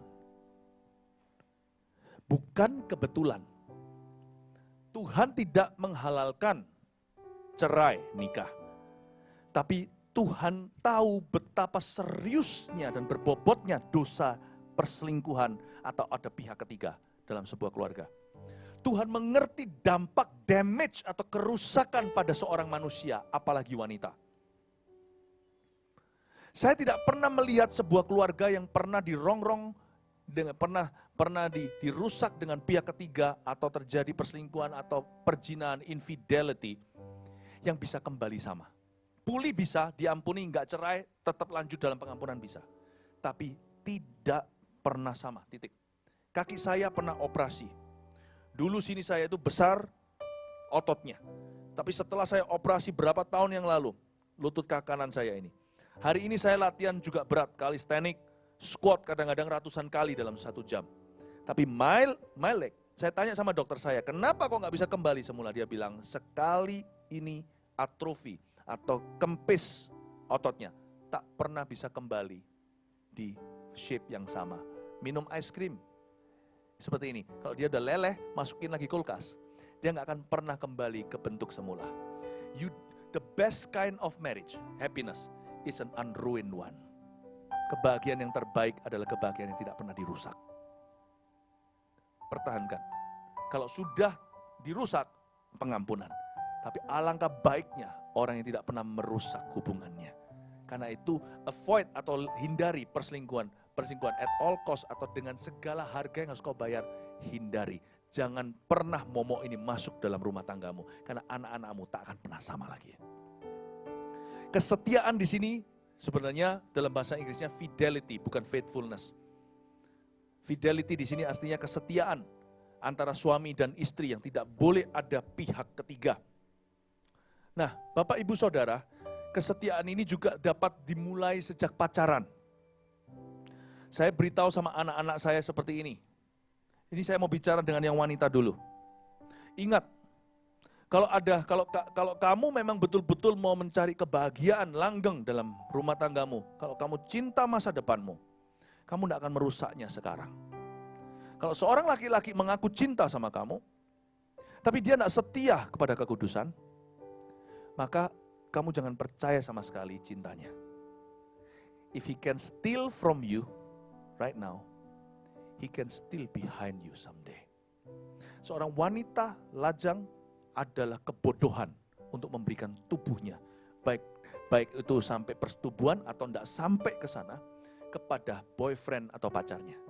Ketahuilah hai wanita, beritahu gini kepada putri-putri Anda kalau Anda punya anak wanita. Kalau pacarmu bisa curi seks dari kamu, baik itu telur matang atau setengah matang, no matter bagaimanapun juga kalau itu bukan miliknya, dia berani ambil sekarang dalam nama cinta. Suatu hari ketika engkau mengandung anaknya, dia bisa juga mencuri di belakangmu dengan wanita lain. Kalau dia nggak bisa dipercaya dengan dirimu, sudah menikah pun dengan dirimu, dia tetap nggak bisa dipercaya. Kalau kamu cinta hidupmu, kamu mau pernikahan yang langgeng, tidak mau dikhianati, don't let him touch you in ways. Dengan cara, jangan biarkan dia jamah dengan cara yang melanggar kekudusanmu. Amin. Ajari begitu. Jadi bukan berkata no sex. No. Kalau dia bisa ambil seks, sekalipun sama-sama mau. Nanti suatu hari, Anda rorolan dan dasteran. Lagi. Dia juga bisa ambil seks dari orang yang sama-sama mau sama dia, tapi bukan dirimu. Once a thief, forever a thief. Sekali maling ya selamanya maling. Makanya saya beritahu sama wanita-wanita, anak-anak muda di gereja kami. Kalian yang bisa rem, kalian yang influential, yang berpengaruh. Hawa kalau nggak mau makan, nggak bisa masuk dosa itu ke dalam dunia. Adam pun diingatkan. Saya beritahu sama anak-anak perempuan yang ada di gereja kami, anak-anak muda, ribuan orang, saya beritahu. Saya kasih urapan di tangan kalian, kalau cowok kalian mau coba buat lakukan sesuatu apa-apa, nggak apa-apa kok, nggak dosa. Kali ini nggak apa-apa, karena kamu wanita. Tampar dia. Buat dia sadar. Tapi kan dosa, enggak. Kalau laki yang pukul yang dosa. Kalau dalam konteks itu, silakan Anda dapat restu Tuhan, tanganmu diurapi, menyadarkannya. Itu tumpang tangan, style lain. Kalau Anda beritahu, kalau yang di sini bujangan, yang perempuan kalau pintar, kalau Anda tidak mau dikhianati suatu hari, jangan izinkan dia mencuri. Ya, itu yang kesetiaan itu penting sekali, fidelity. Jadi Bapak Ibu Saudara, kita juga yang sudah menikah, kita harus meninggalkan warisan, legenda. Saya meninggalkan gini, waktu saya setia dengan istri saya nggak hanya memikirkan hanya kami berdua, kami pikirkan anak-anak kami. Maksudnya, kami mau menurunkan sebuah warisan faithfulness in their lives. Saya mau mereka hidup di dalam sebuah fantasi yang Tuhan restui. Bahwa masih ada pernikahan yang baik dan sempurna di dunia ini. I want them to believe. Saya mau membangkitkan bagi kami, anak-anak yang bebas trauma. Dan itu bisa dimulai dari keluarga kami. Ketika seorang laki-laki, seorang suami setia kepada istrinya, tanpa dia sadari, dia sedang memberi contoh kepada anak-anaknya bagaimana setia dalam pernikahan mereka. Ketika seorang suami setia kepada istrinya, tanpa dia sadari, dia sedang setia kepada mami anak-anaknya.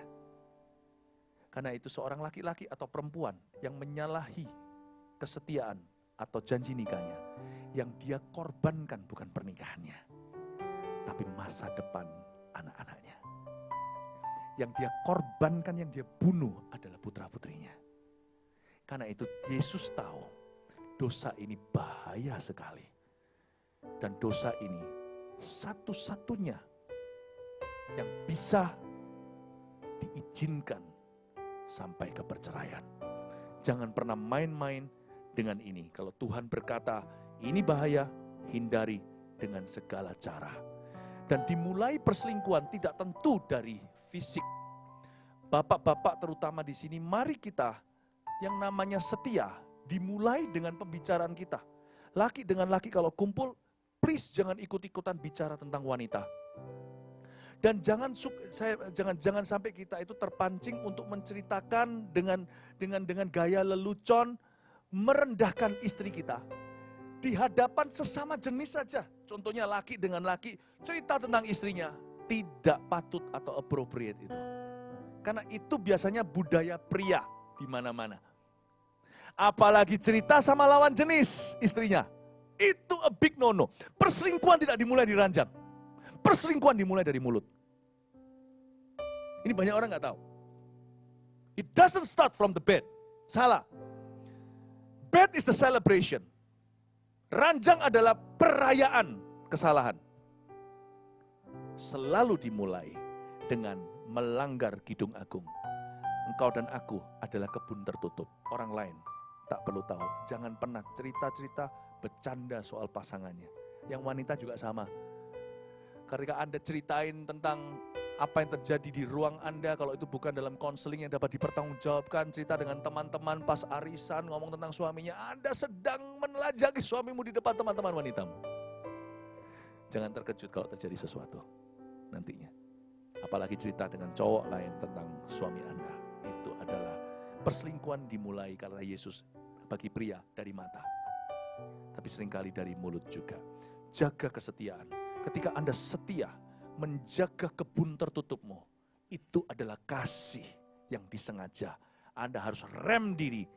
Mengasihi keluarga berarti tidak menjelekkan pasangan Anda kepada orang lain. Yang ketiga, kasih karunia. Kasih karunia di sini adalah kasih yang disengaja. Kasih karunia itu penjelasannya, pengertiannya adalah undeserved love atau kasih yang tidak layak diterima. Isilah hubungan Anda dengan penuh pengampunan. Bukalah akun di dalam bank keluarga dan pernikahan. Mari saling mendahului untuk mengampuni. Karena kita tahu suatu hari kita pun perlu diampuni. Sama anak, ciptakan momen-momen kasih. Berikan, kalau Anda bisa memberi kasih karunia, berikanlah. Sama suami istri juga sama. Suami saya beritahu dulu, survei membuktikan bahwa yang lebih cenderung berakhir di kursi roda dulu adalah pria. Adalah pria. Karena itu yang laki-laki, depositolah dalam hati istrinya. Ketika istri butuh penerimaan, ketika istri butuh mengampuni, jangan pernah salahkan, belajar untuk bisa mengampuni. Saya dan istri saya belajar saling mendahului untuk mengampuni.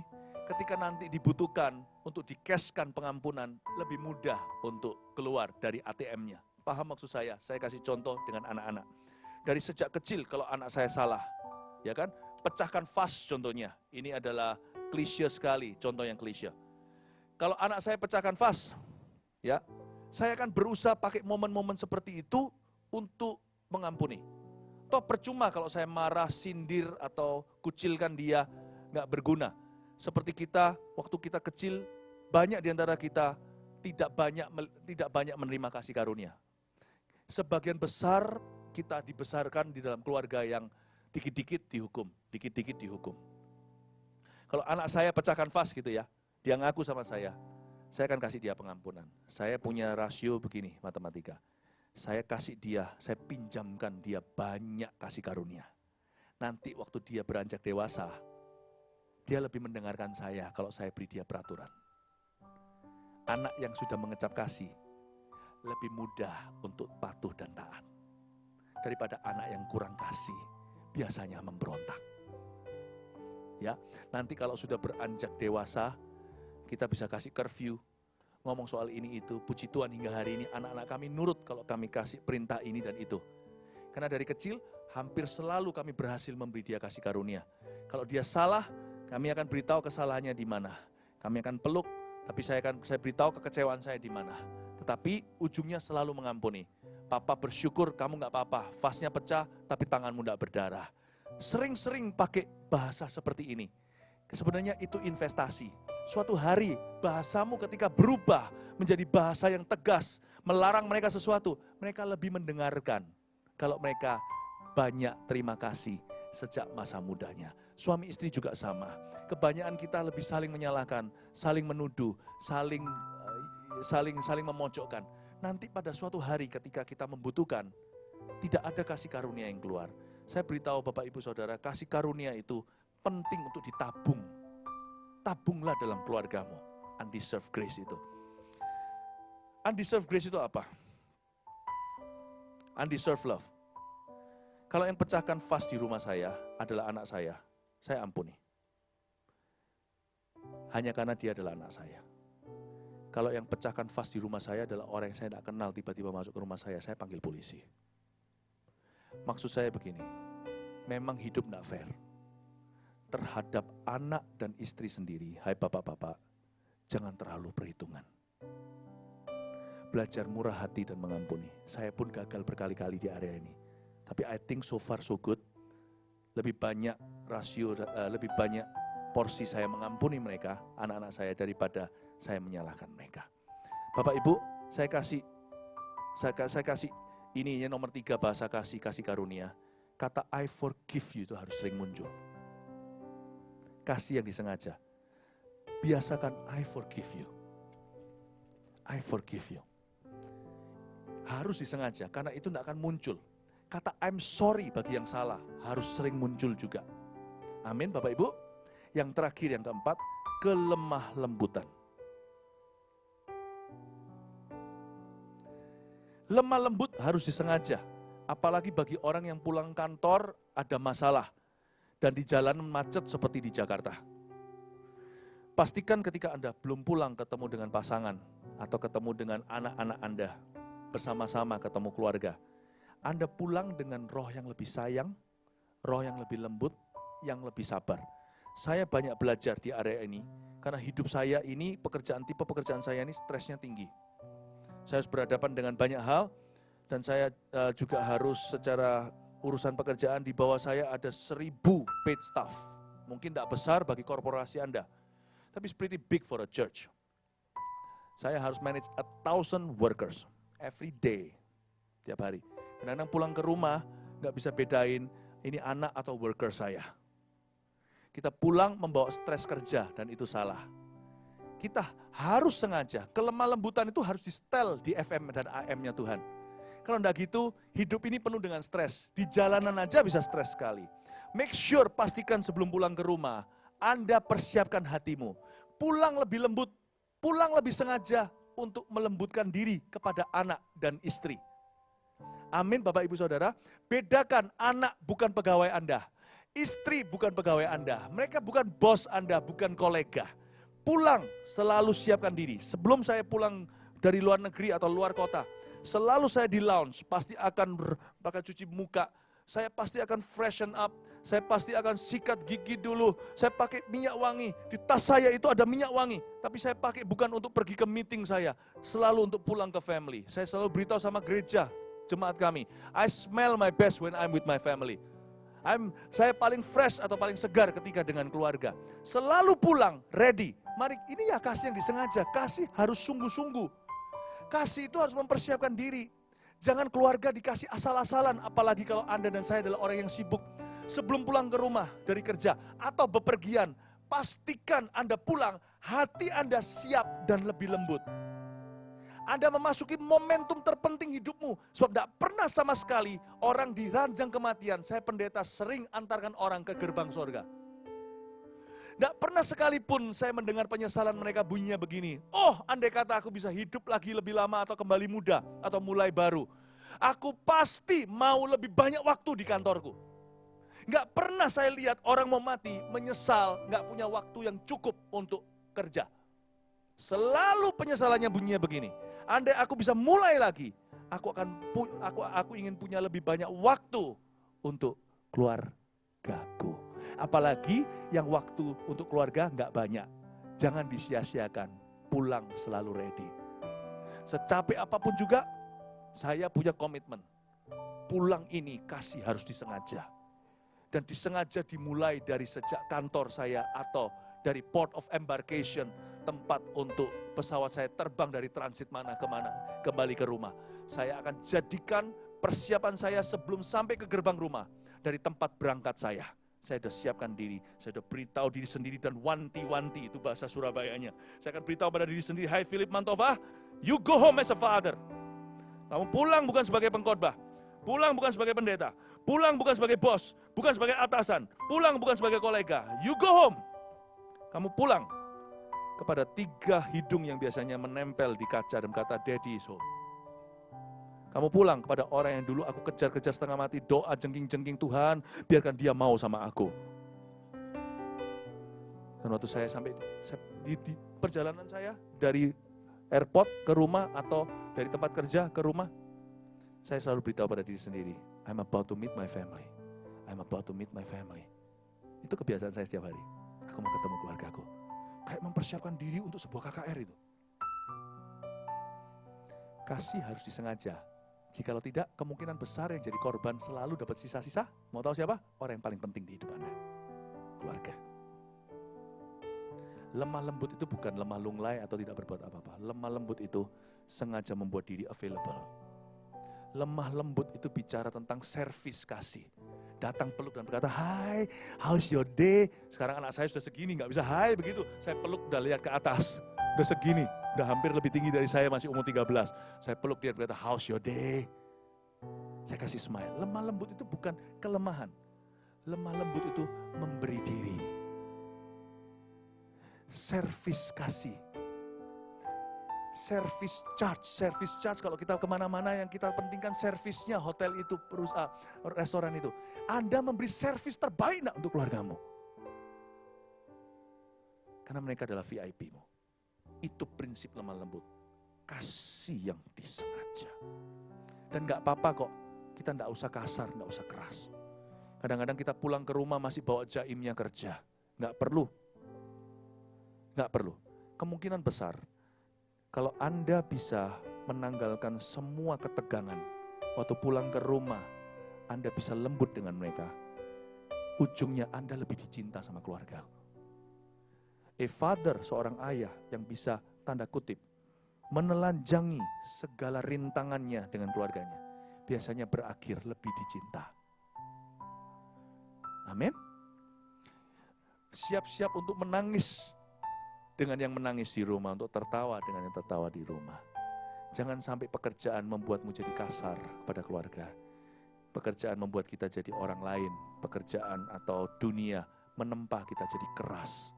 Ingatlah, once upon a time, suatu hari dulu, kita semua anak kecil dengan handuk favoritnya, dengan bantal yang dibawa kemana-mana, guling yang kita bawa kemana-mana. Kita semua itu ada sisi kelembutannya. Ayo, dulu siapa yang kemana-mana mesti harus bawa guling kecilnya. Ada yang bawa anduknya. Saya pernah ketemu dengan sebuah keluarga tentara. Saya ingatkan dia untuk jangan menganggap sama anak-anaknya dengan soldiers yang di baraknya. Anak-anak juga diteriakin. Saya bilang, "Bapak jadi tentara cukup sampai di gerbang rumah. Pulang jadilah papa." Bedakan, mereka bukan tentaramu. Mereka anak-anakmu. Jangan didik seperti itu. Tapi dia berkata, kalau seperti itu nanti, mereka jadi orang yang lemah nanti. Mereka jadi orang yang tidak tegas dan segalanya. Pak, gak usah sok tegas sama saya. Dulu kamu juga punya boneka sukaanmu kok. Dulu juga punya kasur kesukaannya. Kemana-mana bawa handuk itu. Kemana-mana banyak mainan. Berakhir lihat jadi tentara hari ini istilahnya. Berakhir tetap jadi orang yang tegas. It's okay kok. Sebuah family itu bahagia ketika dimulai dari kepala keluarganya. Kalau dia melestarikan kelembutan. Gak apa-apa, bagian sisi itu di jiwamu yang membuatmu dulu memeluk kasurmu, memeluk gulingmu. Itu tolong dilestarikan. Karena itu yang akan membuat your family work. Itu yang akan membuat keluargamu langgeng. Saya perhatikan, sukses saya di kerjaan gak membuat keluarga saya langgeng. Ternyata Tuhan pakai sisi lembutnya saya. Waktu saya kecil dulu kemana-mana selalu pegang roknya mama. Takut.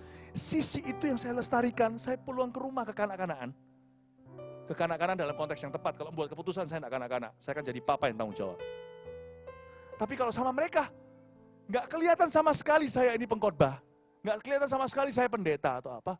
Saya masuk ke level mereka, nggak takut mempermalukan diri, nggak takut untuk tertawa guling-guling di tanah segalanya, nggak takut untuk menunjukkan kekanak-kanakanku. Justru itu menjadi nilai tambah dalam keluarga kami. Please bapak-bapak, nggak usah terlalu menunjukkan kegagahannya. That's not what your family needs. They just want you. Nggak perlu menunjukkan bagian itu. Mereka hanya rindu dirimu. Amin. Saya perhatikan ternyata bukan kekuatan kita dalam bidang kita yang membuat keluarga kita langgeng dan bahagia. Ternyata sisi yang kita mau tinggalkan. Karena itu bagi kita sekarang adalah kelemahan. Bagaimana kalau orang lain lihat saya begini? Mereka pasti tidak hormat dengan saya. Sisi itu ternyata merugikan keluarga. sisi yang kita mau buang jauh-jauh itu justru rahasia resep keluarga bahagia.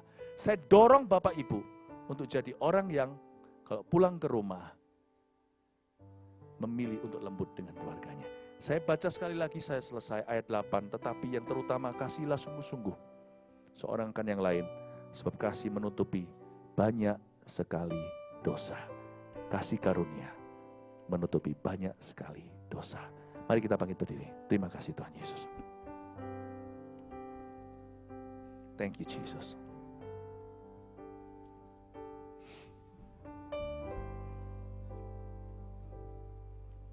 Haleluya.